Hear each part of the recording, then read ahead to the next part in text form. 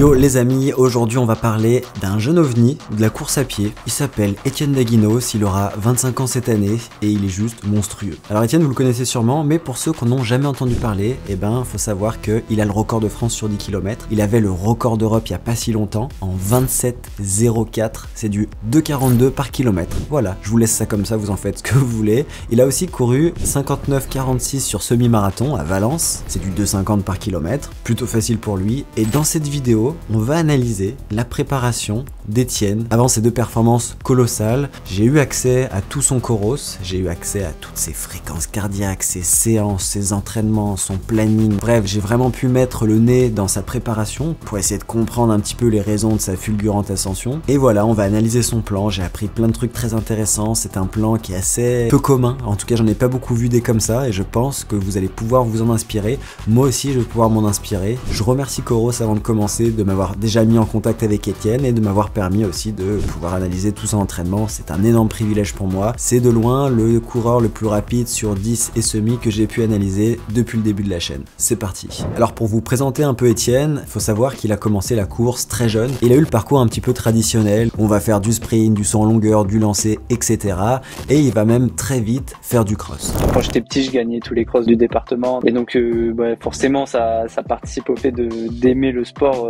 Quand tu gagnes, ça rajoute un plaisir. On se rend compte donc qu'il est doué en course à pied, il y a quelque chose, mais en même temps, des gamins doués en course à pied, il y en a des centaines, donc pour l'instant, rien d'anormal. En 2016, il a à peu près 16 ans et il va courir 4,05 sur 1500 mètres. C'est bien, mais c'est pas exceptionnel non plus. Pour vous donner un ordre d'idée, quand Jakob Ingebrigtsen avait le même âge, d'ailleurs c'était la même année puisqu'ils sont nés tous les deux en 2000, Jakob il faisait déjà 3,42 sur 1500. Par contre, ce qui va un peu plus nous impressionner, c'est son premier 10 km à Étienne. En 2018, il a à peu près 18 ans, et c'est vrai que c'est assez tard pour son premier 10 km, mais Étienne il va courir, tenez-vous bien, 31 minutes 13 au 10 km de Sauzheim en Alsace, et perso je trouve ça assez monstrueux pour un premier 10 km. Rapidement on voit que, même si Étienne il est vraiment solide sur piste, pour moi ça ne fait aucun doute, c'est vraiment un routard dans l'âme, et ça se sent que c'est ça qu'il aime le plus, et c'est sur cette surface qu'il performe le mieux. Ensuite il va avoir une progression assez rapide sur 10 km. Comme je vous disais, 31 minutes 13 en 2018, 30 minutes 28 en 2020, 28 minutes 53 en 2022,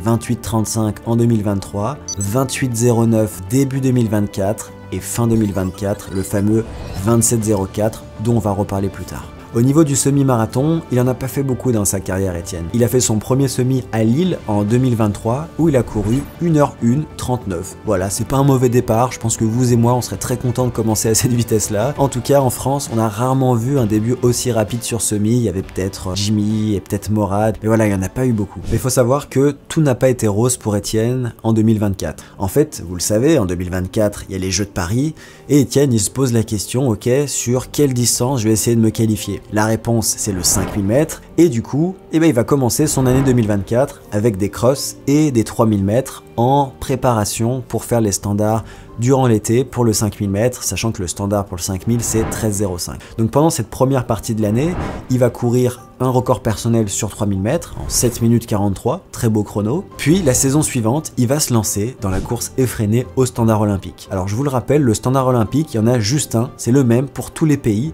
Et sur 5000, comme je vous disais, il était à 13,05, 2,37 par kilomètre. Il faut savoir qu'en 2023, Étienne, il a un record à 13 minutes 15. Donc il a environ un an pour gagner 10 secondes. Alors sur le papier, 10 secondes, ça paraît rien, mais à ce niveau, les athlètes, ils sont ultra optimisés et 10 secondes, faut quand même aller les chercher. Malheureusement, tout ne se passe pas comme prévu. Après 4 tentatives sur 5000 mètres, Étienne, malheureusement, il parvient pas à faire le standard olympique. Du coup, il décroche pas son ticket pour Paris et ce seront Jimmy Gressier, Yann Schrub et Hugo Hay qui vont se qualifier pour le 5000 mètres. Il y a ce côté frustration où tu te dis j'ai pas pu montrer en fait ce que je pensais valoir. Ça a été dur à la fin de la saison. J'ai fini la saison franchement épuisé mentalement. T'es là à chercher un peu toujours la course à la qualif un peu. Voilà, j'ai fait une dernière tentative à Bordeaux où on avait fait venir des hier, on avait monté une course. Enfin, mon agent avait pris des risques aussi, il avait fait venir du monde. J'avais des bonnes jambes ce jour-là, mais à partir de 3005, quasi 4000, quand il faut vraiment passer un cap mentalement,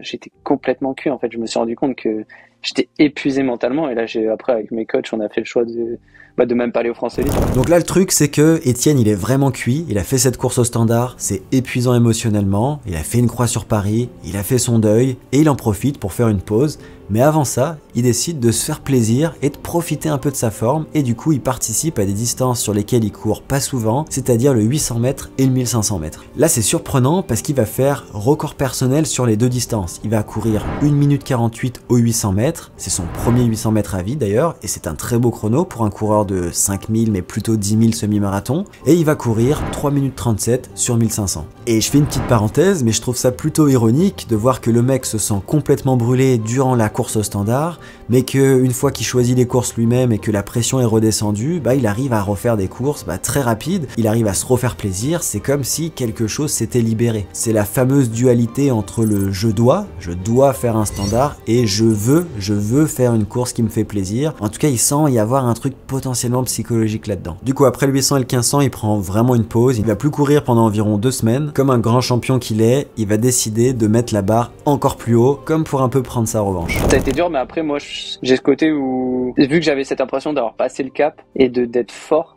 je me suis dit non, mais ok, on coupe, mais par contre, quand je vais repartir à l'entraînement, on se fixe un autre objectif et je veux montrer que j'en suis capable. Et quand on a coupé, j'ai dit, allez, là, on part sur la prépa et on part sur moins d'1 heure et demie, alors que c'était un truc, j'avais un record en 61-39. Donc, c'était un truc un peu loin. Mais en même temps, je me sentais moi tellement avoir progressé que je disais je veux faire un grand coup, je veux montrer que je suis capable de courir vite. Son objectif de saison est donc fixé, courir le semi-marathon en moins d'1 heure, c'est du 2,50 par kilomètre, ça veut dire enchaîner 2 km en 28-25, c'est monstrueux. Du coup, Étienne, il reprend tranquillement avec de la course et du vélo. J'en profite pour faire un rappel, mais la progressivité en retour de coupure, c'est super important, il y a beaucoup d'erreurs qui se font à ce moment-là, il y a beaucoup de blessures du coup qui arrivent. À ce moment-là, le but pour Étienne, c'est de reconstruire des fondations solides. Ma saison, elle a repris grosso modo fin juillet, autour de, je pense plutôt fin juillet. J'ai repris par du vélo, pas mal de vélo. Après, j'ai réintégré de la course à pied. Et en fait, plus ça allait dans le mois d'août, plus je réduisais le vélo et j'augmentais la course à pied. Donc, ça a été on va dire, la première phase de reprise de réathlétisation, on peut dire. Et de plaisir, parce qu'attention, on est parti en vacances, on a fait des belles sorties vélo et tout. Et après, en septembre, ça a été mes premières séances de double seuil où là, on a fait une base de foncier pour préparer le semi qui était l'objectif, vu que le 10 km est arrivé qu'en second temps. Et donc, comme le dit Étienne, il a envie de commencer le double seuil. En fait, Étienne m'a expliqué en off que, à force de voir les athlètes à droite à gauche qui faisaient du double seuil, ça lui avait donné envie d'essayer pour voir s'il allait répondre. Du coup, ce que ses coachs ont fait, notamment sa coach qui est une femme, c'est qu'elle a créé un double seuil, mais spécialement pour Étienne, qui, vous allez le voir, est assez différent des doubles seuils qu'on peut voir chez Jacob Ingebrigtsen et d'autres athlètes. Et j'insiste, c'est vraiment intéressant la façon dont ils ont abordé le double seuil.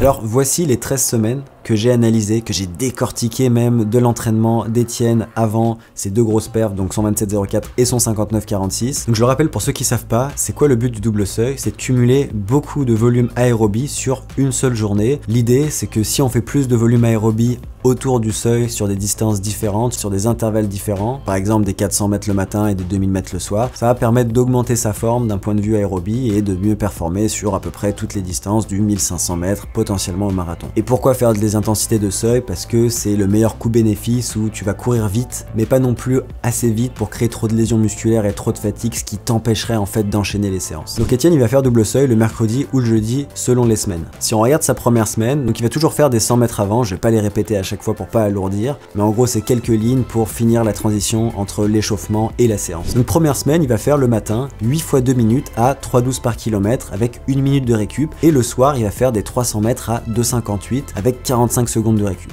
Alors faut que je remette en perspective pour que vous compreniez à quel point les allures sont faciles pour Étienne. Étienne, il peut tenir, quand il est vraiment au top de sa forme, 2,42 par kilomètre pendant 10 km. Là on lui demande de faire le matin des 2 minutes à 3,12 par kilomètre. 3,12 par kilomètre pour Étienne, c'est même pas son SV1, c'est même pas son allure marathon, c'est encore plus facile que ça. Donc c'est extrêmement facile comme double seuil et je tiens à le souligner. Le soir, il va faire des 300 mètres à 2,58. 2,58, c'est son allure marathon théorique. Donc encore une fois, allez essayer de faire des 300 mètres sur la piste à votre allure marathon, je suis pas sûr que vous allez y arriver tellement ça va être facile pour vous. Semaine 2, Étienne, il va faire 5 fois 1500 mètres à 3,24, une 30 de récup, et le soir, des 400 mètres à 3,01. Pareil, extrêmement facile pour lui des 1500 mètres à 3,24, mais le but c'est de cumuler du volume aérobie pour faire une belle fondation pour ensuite mettre du travail un petit peu plus qualitatif par la suite. Semaine 3, 6 x 1200 à 3,23 et 16 x 400 le soir à 3,01. Semaine 4, il va faire des 1500 encore à 3,19, ça accélère un tout petit peu mais pas grand chose, mais ils vont mettre un peu moins de récup, donc c'est une façon aussi d'augmenter la difficulté de l'exercice.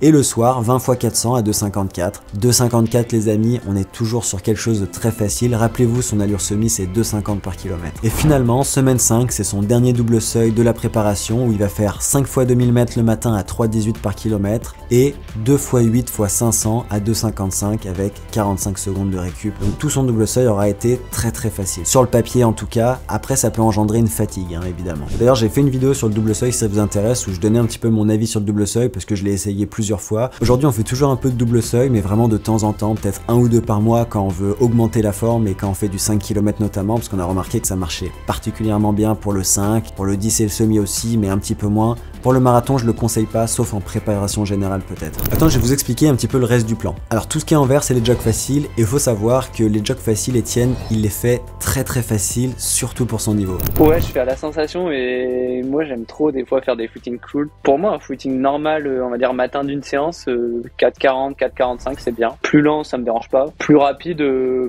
je le sens. Après sur mes footings longs par contre j'aime bien quand même être autour de 4,20, 4,30. Ça j'aime bien, ça me fait un peu des kilomètres quand même et tout. Mais ce que j'adore c'est, tu vois quand je suis en stage à Fourmeux, je fais séance le matin. Et le soir des fois j'adore faire un footing, je sais pas 30-40 minutes à 5, 5,15 ok. Ça fait trop du bien. Du coup j'adore quand il y a ma copine qui est là. Je lui dis viens on va faire footing ensemble, comme ça je suis sûr de pas aller trop vite.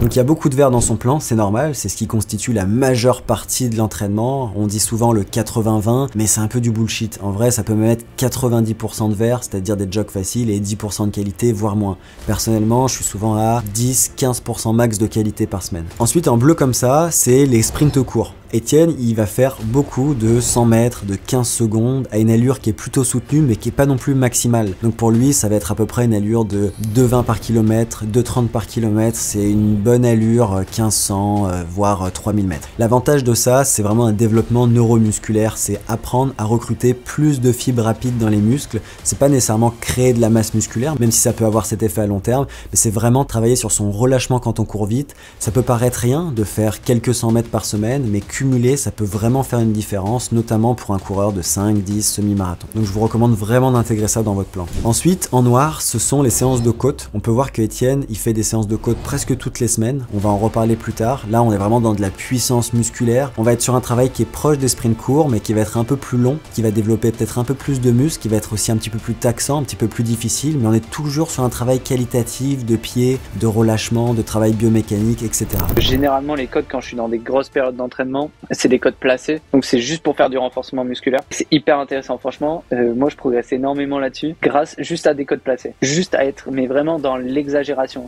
T'es grand, t'es aérien, et ça te charge musculairement, et je trouve ça trop bien. Sur les côtes que je fais chez moi, vite, je vais être autour de 2,50 au kilomètre, alors que placé, je vais être plutôt autour de 18 à l'heure. Mais par contre, je vais monter le genou très haut, très fort au sol, sur l'avant du pied. En fait, je vais être très fort au sol, et ça te charge musculairement des fois. Tu te dis, ah ouais, c'est pas si facile que ça, mais t'es placé, t'es pas dans une intensité élevée, t'es pas mort à la fin de la séance, et je trouve ça hyper intéressant. Ensuite, il y a des séances de SV1, il y en a très rarement. SV1, c'est, on va dire, en gros, le pace marathon, c'est un tout petit peu plus facile que ça. Elles sont en bleu, et elles sont soit en tout début de prépa, quand on reprend la forme, le SV1 c'est super, soit en fin de prépa avant les courses pour refaire du jus mais quand même donner un petit stimulus aérobie au corps. Ensuite, on a les entraînements en rouge qui correspondent au travail de vitesse. Alors là, ça va être de la VMA comme vous connaissez, des 300 mètres, des 400 mètres, des 600 mètres, à peu près allure 1500, 3000, voire 5000 mètres. C'est du travail de vitesse, c'est du travail qui est important, souvent on va le faire sur la piste, mais il faut bien le quantifier, faut pas le faire trop vite et faut pas en faire non plus trop. Ensuite, il y a un travail qui est très important dans le plan d'Etienne, c'est tout ce qui est en violet, et là ça va être du travail spécifique aux allures 10 km et semi-marathon. Il y en a 1 voire 2 par semaine, ça c'est quelque chose que Etienne fait énormément, et du coup ça me surprend pas qu'il soit aussi fort sur 10 et sur semi. Donc là évidemment c'était une prépa 10 et semi, mais je pense qu'il en fait toute l'année de ces séances là. On peut dire que c'est des séances de SV2, mais l'allure elle va être quand même parfois plus rapide, parfois moins rapide que son seuil. Petite parenthèse, mais ce fichier Excel je vais vous le mettre à disposition, il sera dans la description de la vidéo et vous pourrez y aller, et si vous voulez le modifier il faudra créer une copie. pas besoin de demander les autorisations. Ensuite en jaune, c'est les courses. Il en a eu 3 vraiment en fin de saison, donc on peut voir que Etienne, il va pas faire de course pendant pratiquement tout son bloc pour vraiment garder son momentum, pour enchaîner les belles semaines, enchaîner le volume et pas trop se fatiguer inutilement. Et sinon en gris, c'est toutes les journées off, donc vous voyez qu'il y en a quand même pas mal. Etienne, il va pas doubler tous les jours, il va aussi se prendre des après-midi où il va rien faire. Ça fait vraiment partie de sa philosophie de ne pas trop s'entraîner. Et finalement, vous pouvez voir qu'il y a un petit peu de vélo, il y a quelques séances, notamment en début de prépa ou en milieu de prépa, où il va faire entre 2 heures et 3 heures de vélo. Il va pas pousser comme un cochon, hein, il va faire entre 25 km/h et 27 km/h à peu près, mais ça rajoute du volume, et ça fait aussi qu'il travaille sur de la fatigue les lendemains des séances de vélo. Et si on regarde un petit peu son volume sur ces 13 semaines, et ben c'est assez monstrueux à quel point son volume il est pas si élevé que ça. Sa moyenne hebdomadaire, elle va être à 110 km pour cette prépa, et sur l'année entière, je vais en reparler, elle va être à peu près à 92 km par semaine, donc pour un coureur de ce niveau-là, c'est vraiment pas beaucoup. Sa plus grosse semaine de la prépa, elle va être à 140 et il va la faire assez tôt dans sa saison, ce qui est intéressant. D'habitude, on fait plutôt l'inverse, mais là, ils ont préféré opter pour la faire plus tôt. Et sa plus basse semaine, elle va être à 81 km, qui est la semaine avant son 10 km record d'Europe. Si on regarde l'évolution de sa condition physique sur Coros, qui est une métrique qui est assez intéressante, on peut voir que ça monte tranquillement toute la saison pour juste baisser un petit peu pendant l'affûtage, ce qui est normal, ce qui montre que Coros avait relativement bien prédit l'évolution de la forme d'Etienne.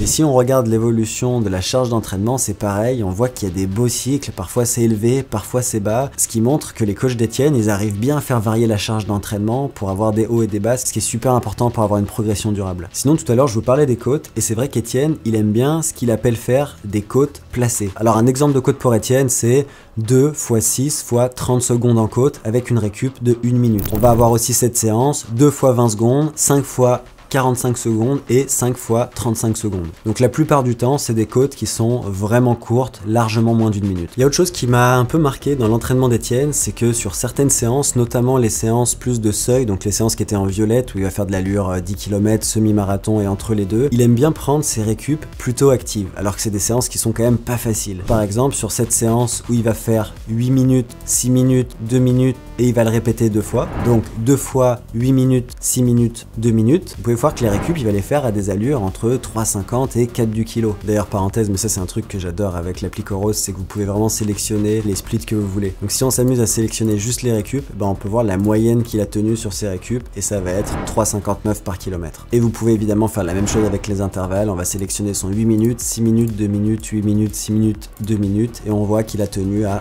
3,02 par kilomètre, ça fait un peu plus de 10 km. Donc comme je vous disais, Etienne, il kiffe les récup actifs parce que, bah, pourquoi pas rajouter un peu de difficulté. J'essaie de tout le temps être en mouvement parce que ça rajoute de la difficulté aussi, et habituer son corps à tout le temps être à récupérer en courant en fait. Quand je suis sur route notamment, j'aime bien faire des récup très actives. Je vais être capable de récupérer entre 15 et 16 à l'heure. Ça c'était son premier bloc de 5 semaines avec du double seuil. On reprend la forme, on fait des sprints, on fait des côtes, ça va bien, on fait un peu de spécifique 10 km semi, mais c'est pas trop dur non plus. Je vous ai pas montré les séances, mais les séances violettes, ça va être un 2 x 8 6-2 sur du terrain vallonné à 2,57 de moyenne, donc c'est pas non plus très dur pour lui, hein. On va aussi avoir un 10 x 3 minutes à 2,52 par kilomètre, c'est un petit peu plus facile que son allure semi, ou on va avoir un 3 x 3 km à 2,54 par kilomètre de moyenne, donc encore une fois un peu plus facile que son allure semi. Ensuite Etienne, il va partir en altitude à Font-Romeu pendant 28 jours. Faut savoir qu'Etienne, ça fait longtemps qu'il part en altitude, il part 2 fois par an en altitude depuis 4 ans. Après je partais à Font-Romeu, où là Font-Romeu c'était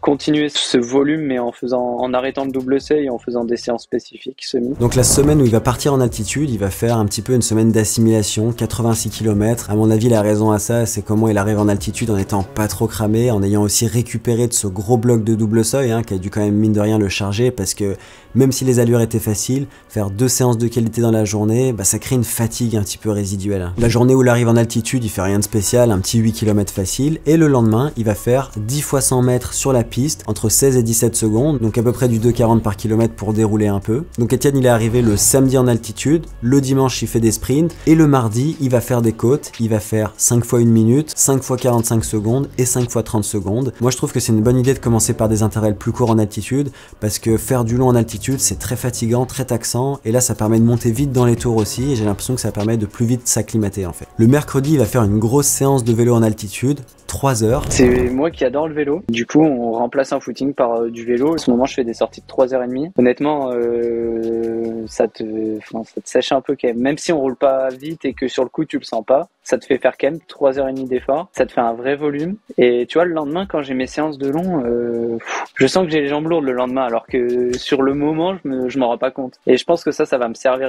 Il y a des séances que j'ai passées où j'étais dans le mal dès la première répétition. Et pourtant, je passe la séance entière. En fait, là, j'ai vraiment l'impression d'avoir développé une résistance assez intéressante. Et sa première vraie séance, ça va être le jeudi, où il va faire 3 fois 20 secondes à 2,40 pour dérouler un peu, c'est la transition de l'échauffement, etc.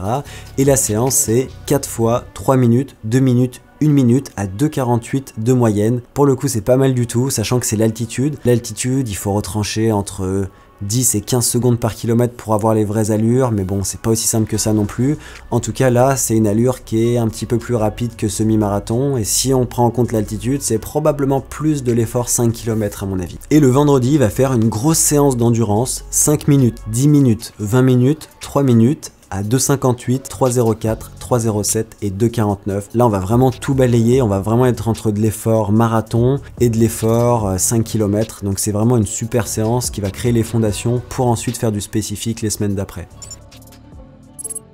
Mais la semaine que j'avais le plus envie de vous montrer, c'est la semaine 8. C'est vraiment une semaine monstrueuse, pas en termes de volume, parce qu'il fait entre guillemets seulement 128 km, mais vous allez voir qu'en termes de qualité, c'est vraiment solide. Il commence la semaine, le lundi, avec une VMA. Alors d'abord, il va faire un 500 mètres à 2,58 par kilomètre, ça permet de bien finir l'échauffement et de se mettre en condition pour la séance. Et derrière, il va faire un 20 x 400 à 2,43 par kilomètre, récup 50 secondes de jog. Alors sur le papier, c'est pas si dur pour lui, mais 20 x 400 en altitude à cette allure-là, je vous assure que c'est déjà un bon stimulus. Sauf que c'est pas fini. Le lendemain, le mardi, il va faire des côtes, il va faire 14 x 30 secondes en côte, avec une récup de 50 secondes environ et de 3 minutes entre les sets. Le mercredi, il va faire des sprints à plat, 6 x 100 mètres à 2,30 par kilomètre, avec une récup de 35 secondes. Le jeudi, première séance très spécifique, il y avait même eu un post Renix sur cette séance, 7 x 2000 mètres à 2,52 par kilomètre, récup 2 minutes. Alors cette séance, perso, je l'ai trouvée monstrueuse et du coup j'ai demandé à Étienne s'il avait vraiment forcé ou si finalement c'était impressionnant mais que c'était de son niveau quoi. Celle-ci honnêtement, elle me faisait un peu peur sur le papier parce que quand je l'avais vue écrite, j'étais là bon, ça va quand même réveiller en altitude. Moi j'avoue que dépasser les 1000 mètres, c'est des efforts qui me font mal. Et là, elle est passée toute seule. Ce qui était bien, c'est justement, en fait, on n'est jamais passé au-delà de cette souffrance, où on a réussi à finir quand même assez vite, même, je crois qu'on finit 5,38 le dernier 2000 ou un truc comme ça. On était à 3 là, et derrière vélo en plus, et on était largement capable d'en refaire derrière. Enfin, moi, j'étais vraiment bien physiquement. C'était des allures en contrôle, les lactates étaient bons. Enfin, franchement, il y avait tout où je me disais, après attention, j'en chiais quand même un peu, mais j'étais dans une aisance où je me disais, ok, potentiellement, ça peut être une intensité semi ou pas loin. Le vendredi, et moi je trouve ça trop intéressant, Étienne il va faire seulement 2 heures de vélo et 4 km de course à pied le soir. Il y a vraiment de l'intelligence dans ce plan parce que la coach, elle sait que Étienne il va être fatigué le lendemain d'une séance comme ça et elle préfère lui mettre du vélo et un tout petit peu de course pour bien récupérer pour la dernière grosse séance qui va être le dimanche. Du coup, le samedi, c'est encore une journée extrêmement faible en volume. Il y a seulement 8 km le matin et rien l'après-midi. Là, faut imaginer quand même que Étienne, c'est un athlète de haut niveau. Il a entre guillemets que ça à faire, mais il préfère quand même se dire l'important c'est de récupérer entre les grosses qualités. Combien d'athlètes, dont moi compris, seraient allés faire plus de volume, toujours plus de volume, pour arriver à un chiffre subjectif à la fin de la semaine, 160 voire plus. Donc à ce niveau-là, c'est quand même une bonne leçon. Et le dimanche, dernière grosse session, 2 x 7 km à 2,57 par kilomètre. Alors à 1800 mètres d'altitude, des 7 km à 2,57 par kilomètre, c'est vraiment solide. Surtout que j'ai demandé à Étienne et apparemment, il était avec Bastien et d'autres coureurs et ils étaient plutôt bien. Ils auraient pu finir beaucoup plus vite. Donc voilà, c'est dire le niveau de ces mecs-là quand même.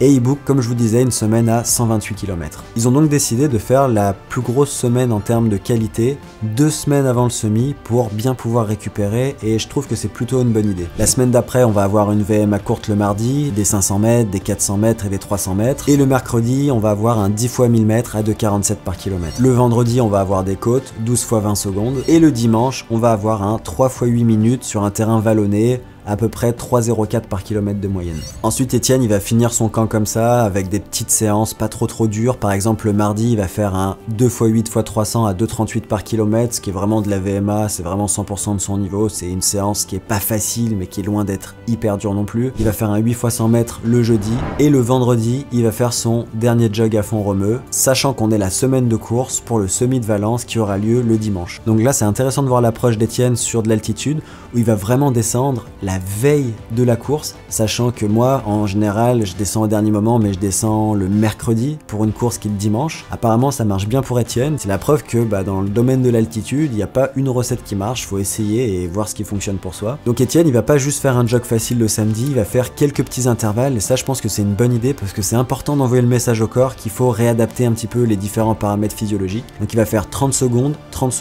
1 minute, 30 secondes, à une moyenne de 2,48 par kilomètre, donc c'est quasiment l'allure de course qu'il va viser au semi de Valence.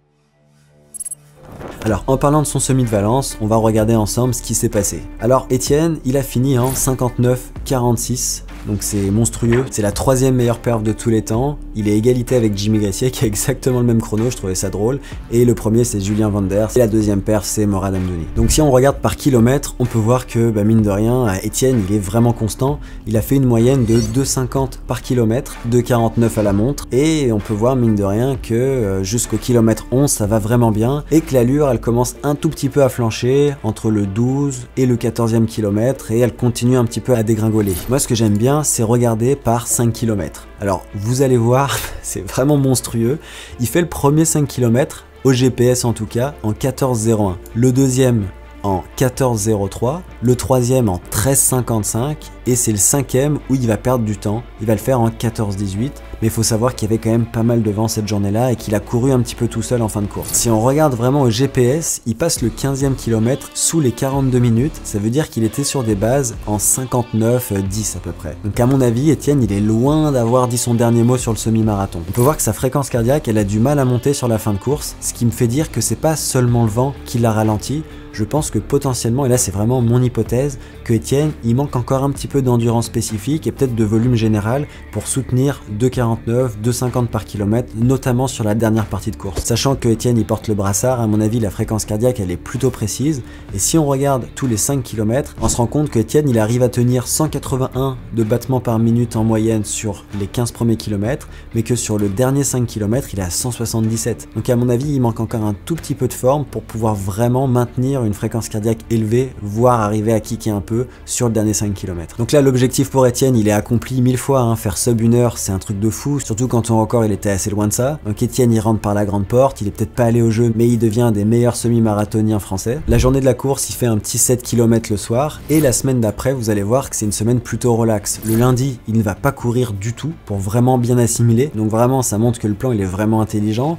Le mardi, il va faire un 16 km le matin et rien le soir, et il va faire sa première séance de qualité après le semi, le mercredi, où il va faire une séance de VMA courte, 5 fois, 400, 300, 200, à des moyennes de 2,38, 2,31, 2,23. On va dire que c'est à peu près des allures 5000, 3000, 1500. Le jeudi, il va faire 6 fois 100 mètres à 2,30, c'est un peu son habitude. Et Etienne, il va quand même courir en fin de semaine, mais c'est pas là où il a fait 27,04, c'est les 10 km de Bordeaux. Mais en gros, j'avais couru un 10 km à Bordeaux une semaine après le semi, parce que c'était à domicile et que voilà, justement quand je te disais qu'avec mes coachs, ils savaient aussi des fois ce qui pouvait me faire du bien mentalement, et ils savaient que j'avais envie d'une course plaisir après l'objectif principal de la saison. J'ai fait ce 10 km, le chrono était bien, en plus j'ai tout fait tout seul, le parcours qui est pas idéal. Alors à Bordeaux, Etienne il va courir 27 minutes 49, ce qui est plutôt solide, sachant que c'est pas non plus la course la plus rapide, les conditions étaient pas incroyables, il n'y a pas une densité de coureurs qui est complètement folle, c'est pas Nice, hein. Et il y avait juste Fabien Palko qui est vraiment fort, qui le challenge, mais pas très longtemps. Je crois que Etienne il court quand même pas mal tout seul sur la course. D'ailleurs quand on regarde le classement, on voit que Fabien Palko il finit en 28-12 et derrière on a du 29-06, 29-08 qui sont d'excellents chronos, mais quand même très loin du 27-49 d'Etienne. Et derrière la grande question a été, est-ce qu'on va se confronter au cross de sélection pour aller aux Europes,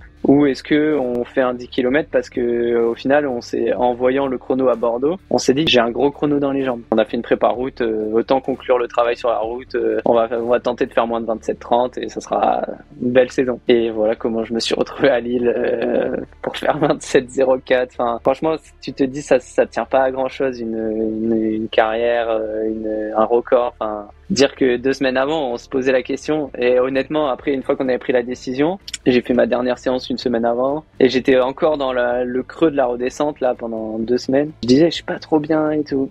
Et après, on était assez serein. On se disait non, ça va remonter. Et là, à partir du mardi, je commence à mes BPM qui redescendaient un peu comme l'effet de l'altitude en fait. Et là, j'ai dit à ma coach, là, ça revient. Le lendemain, footing, je dis c'est bon. Ce week-end, je vais être bien. Là, ça revient, je vais avoir des bonnes sensations et tout. En footing, alors que c'était des footings à 4,40. Hein. Ce week-end, on se fait plaisir, il n'y a pas de pression. On part, de moins de 27-30, on tente. Au pire, si ça passe pas, j'ai rien à perdre. Enfin, moi, mon objectif était réussi en faisant moins d'une heure. Donc en gros, Étienne, il avait jamais prévu de faire le 10 km de Lille à la base, c'est ce qu'il faut comprendre. Là, on parle du gars qui va battre le record d'Europe, mais qui ne visait pas du tout de 10 km dans sa prépa. Le but d'Étienne, c'était de faire le semi-marathon de Valence et de faire sub 1 heure. Donc je vous propose d'analyser cette dernière séance avant le 10 km de Lille. Donc le lendemain de Bordeaux, comme à son habitude, Étienne, il va rien faire de fatigant, il va juste faire du vélo 2 heures l'après-midi. Le mardi, il va prendre repos, régénération, et il va faire une séance de VMA le mercredi, 12 fois 300 mètres à 2,37 par kilomètre. Là, on est vraiment sur de l'allure un tout petit peu plus vite que 5000 mètres. Le vendredi, il va faire du SV1, 6 km à 3,19. Alors 3,19 pour Étienne, je vais pas dire que c'est un jog parce que ce serait insultant, mais c'est pas une séance qui va laisser des traces pendant très longtemps, on va dire. Le samedi, il va faire des côtes, il va faire 16 secondes, 20 secondes, puis 12 fois 30 secondes. Et on a la dernière grosse séance, on va dire un peu plus spécifique, qui est le dimanche, donc on est à J-6. Et là, Étienne, il va faire 2 minutes, 4 minutes, 2 minutes, 2 minutes, 4 minutes,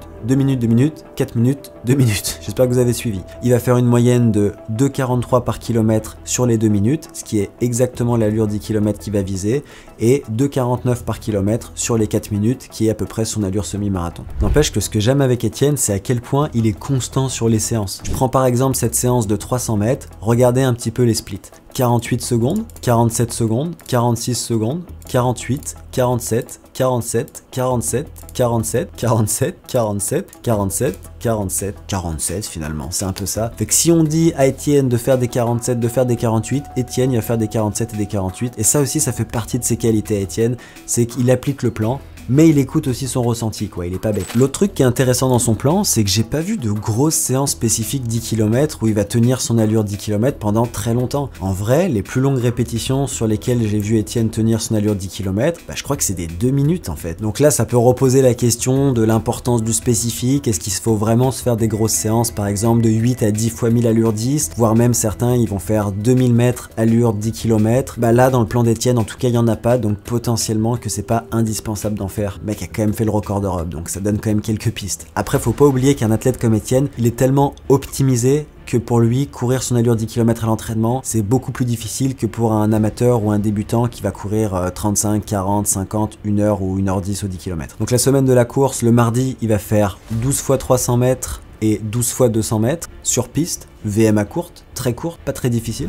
Il va faire des 100 mètres le mercredi, 8 fois 100 mètres à 2 minutes 20 par kilomètre, donc son allure 1500 mètres à peu près. Et c'est tout. Le jeudi, il ne fait rien du tout. Et le vendredi, il va seulement faire un 10 km, un tout petit peu moins en fait, le soir. Et la course est le samedi. Donc vraiment très light comme semaine, gros affûtage pour être dans la pleine possession de ses moyens le jour de la course. Donc je vous le rappelle, le 10 km de Lille, course très rapide. Étienne, il s'aligne sur cette course, mais en fait, il a pas de pression. Pour lui, c'est que du bonus parce que son objectif de saison, il est déjà passé. Et ça, c'est intéressant. Rappelez-vous de la course au standard où Étienne, il était super stressé, il est jamais arrivé à performer à hauteur de ses moyens. Et là, cette fois, c'est très différent. C'est juste du bonus et son but, c'est de courir sous les 27 minutes 30. Très bel objectif, mais il va le fracasser son objectif.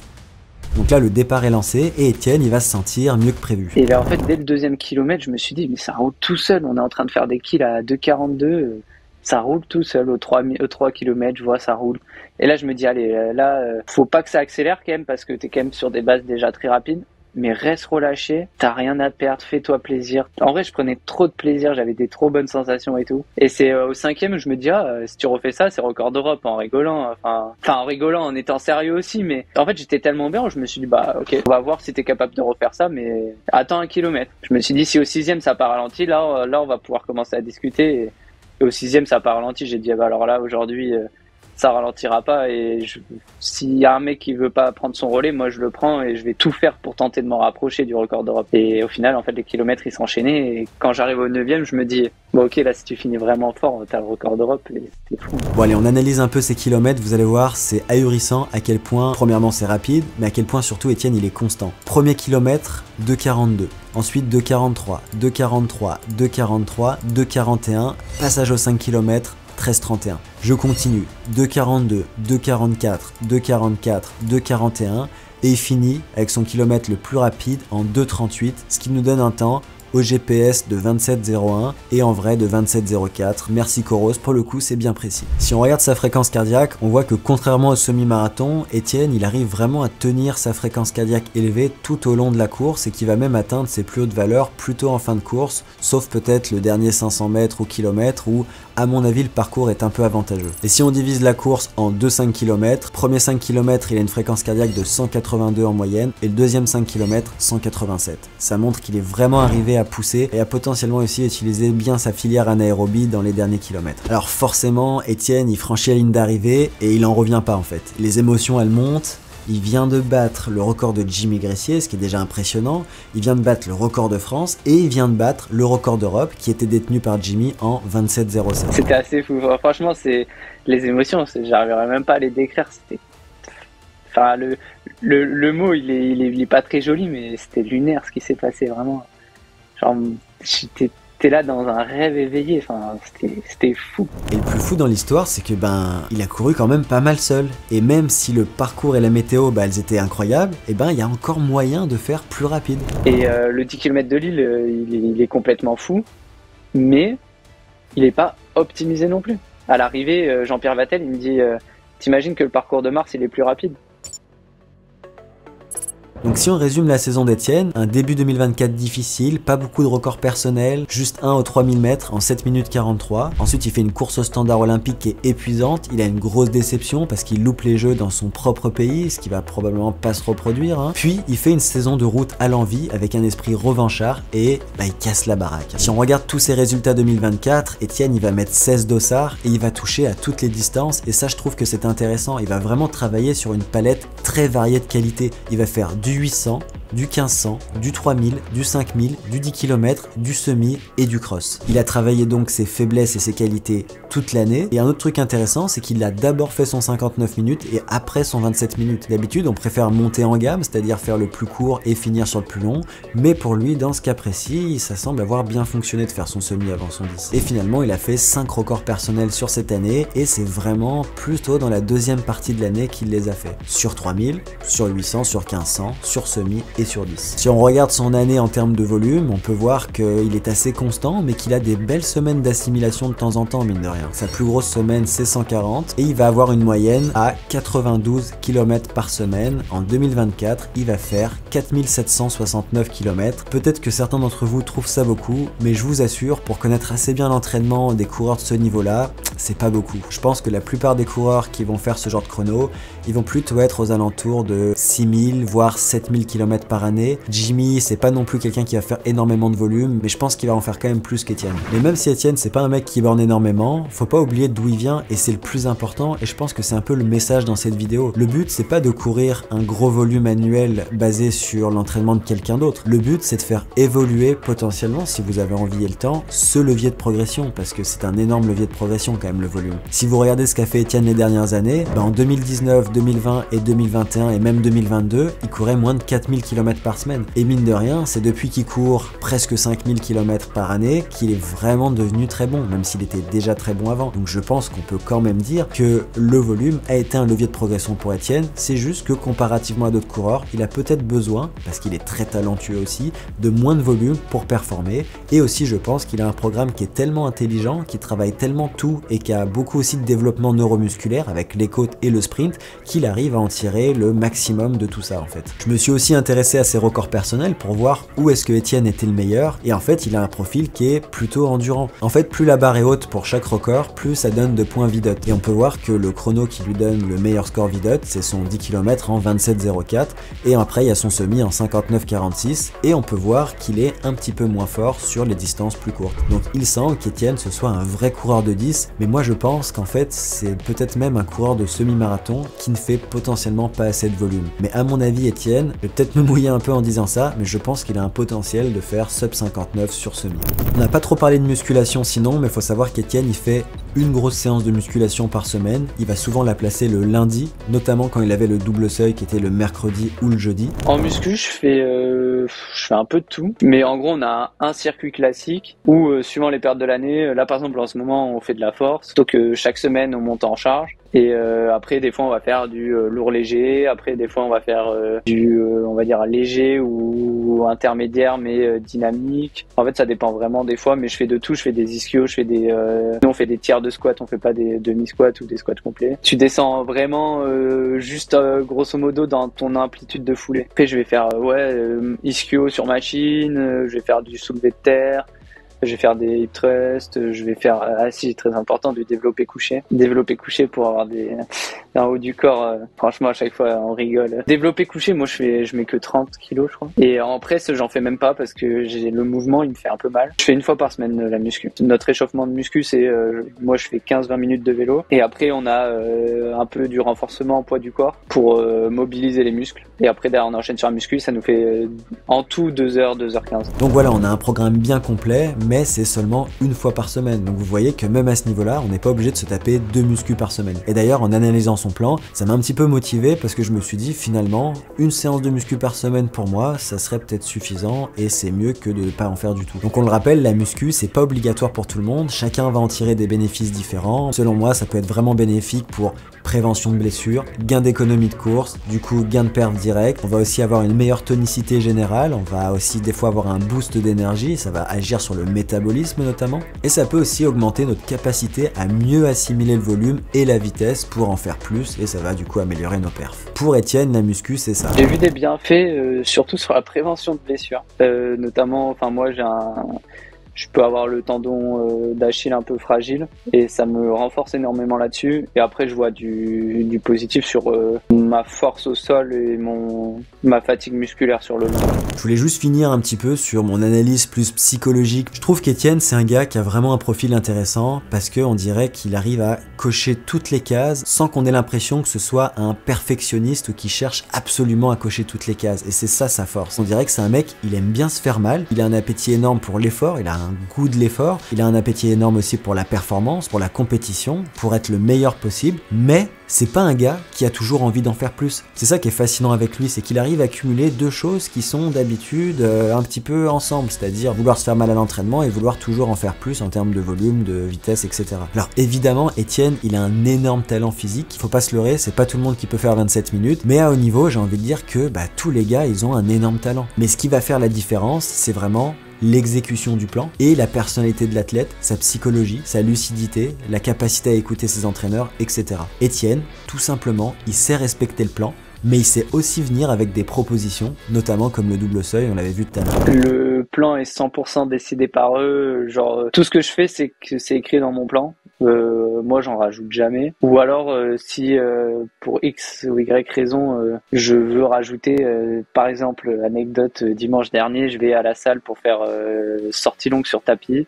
J'avais des allures entre 19,5 et 20 à l'heure. Au moment où je commence mes 19,5, au bout de 5 minutes, je crame le tapis. Je me mets sur le tapis d'à côté, il a tenu 2 minutes de plus, cramé. Donc je me mets sur l'autre tapis encore. Je me suis dit, je vais pas cramer un troisième tapis. Donc ma coach, elle m'a dit, mets-toi à 15 à l'heure et tu fais sortie longue régulière à 15 à l'heure. Tant pis, on annule la séance. Enfin, maintenant que t'es sur tapis, il faisait froid dehors, j'étais en train de dégouliner, à part attraper la crève, ça allait rien faire. Elle me dit, essaie de faire 1h30, chose que je fais jamais. À part à fond Romeo, j'ai dû faire 1h25 peut-être, sinon je fais mes sorties longues c'est 1h20. Elle me dit fais 1h30 à 15 à l'heure en gros. Arrivé à 1h30, je me dis je suis bien. Du coup je l'ai vite appelé comme ça, j'étais en train de courir, je lui dis je peux faire 1h35 et en fait elle me l'a validé. Je fais jamais des choses de tout est validé, tout est en fait on se concerte tout le temps. Tout est au moins cadré, je sais que je fais pas n'importe quoi. Je suis pas du genre à vouloir en rajouter. Je suis pas Il y en a beaucoup qui adorent la borne. Moi, j'aime m'entraîner, mais j'aime respecter mon plan aussi. Etienne, il sait aussi se faire plaisir, il sait aussi écouter son propre ressenti. C'est pas non plus un athlète qui est exagérément docile. Il arrive à trouver vraiment le bon dosage entre les deux, selon moi. Et il a pas l'air non plus matrixé par le poids ou par la bouffe, même si on dirait que ça a pu lui jouer des tours dans le passé. J'ai une semaine qui a été très light parce que j'ai eu un gros coup de fatigue et on a réussi à rapidement trouver la raison. C'est que avec l'intégration du double seuil, pourtant je mange quand même énormément, mais je mangeais pas assez, j'ai perdu du poids et en fait je me suis retrouvé trop maigre. Du coup je suis descendu en dessous de mon poids de forme et j'ai eu un coup de fatigue et des règles quand je me suis pesé, j'ai vu combien je faisais, j'ai dit bah attends c'est pas de souci, ok on met 1 ou 2 jours de repos. Pendant 3 jours je me suis obligé à plus manger. En fait, dès que j'avais plus faim, je me resservais. En gros, dans l'idée, c'était un peu ça. Et du coup, là, je fais hyper gaffe. Ma collation, je l'ai augmentée. Je prends plus de choses à manger pendant l'entraînement. Je prends plus de choses à manger pendant le repas. J'essaie de, quand je sens que j'ai plus trop faim, bah, je me resserre, des choses comme ça. En gros, Etienne, il est bon partout. Et surtout, après avoir fait notre visio, bah, je sais pas comment expliquer, mais j'étais grave motivé. Ce gars, c'est une force tranquille, en fait. Ça fait partie de ces gars-là qui fait pas de bruit, ni sur les réseaux, ni ailleurs. Mais il envoie, il livre la marchandise. On le sait. Il donnera tout pour y arriver, sans en faire trop. Et finalement, je pense qu'il est très bien entouré. Sa coach, c'est une femme, ça c'est intéressant. Et le conjoint de sa coach, il est dans la préparation physique et donc il est entouré par un couple qui sont très complémentaires, j'ai l'impression. Il y avait beaucoup de nuances dans son plan était intelligent, il y a des séances dures, mais il n'y a pas trop de séances difficiles non plus. Le spécifique ne dure pas trop longtemps et ils vont travailler toutes les qualités avec un gros focus sur le développement neuromusculaire. Voilà pour mon analyse de Etienne. N'oubliez pas que je vous donne le Excel si vous voulez aller voir chaque séance pour voir le détail. N'hésitez pas, c'est hyper intéressant d'analyser le plan des autres, ça permet de comprendre un petit peu mieux ce qui peut exister et d'augmenter aussi le nombre d'outils que vous avez à votre disposition pour progresser. Voilà les machines, c'est tout pour moi aujourd'hui, on se voit dans une prochaine vidéo, à très vite, ciao.